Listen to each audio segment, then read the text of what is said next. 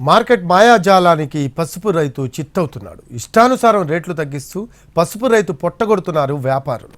దీంతో ఆందోళనకు దిగిన రైతన్న కనీస మద్దతు ధర కోరుతూ రెండో రోజు రోడ్డెక్కాడు. మరోవైపు పసుపు రైతుల సమస్యలపై కేంద్రానికి లేఖ రాశారు మంత్రి తుమ్మల. యార్డ్లో రెండో రోజు రైతులు రోడ్డెక్కారు. భారీగా తరలివచ్చిన పసుపును తక్కువ ధరకు కొనుగోలు చేస్తూ తమ కష్టాన్ని దోచుకుంటున్నారని రైతులు మండిపడ్డారు. వ్యాపారులు సిండికేట్గా మారి పంటకు ధర తెగ్గొస్తున్నారని ఆరోపించారు. కనీస మద్దతు ధరతో కొనుగోలు చేపట్టాలని డిమాండ్ చేస్తూ రైతులు పెద్ద ఎత్తున ఆందోళన చేపట్టారు.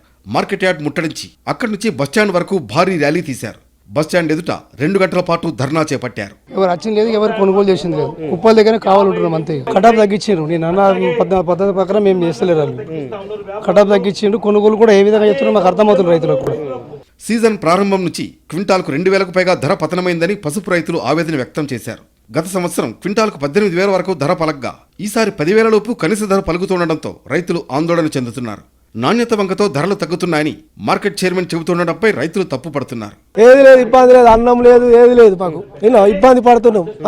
ఇప్పుడు 8,000 అంటారు, 8,500 అంటారు, రేపు 6,000 అంటారు. ఎట్లా సార్ మేము బతుకుడు?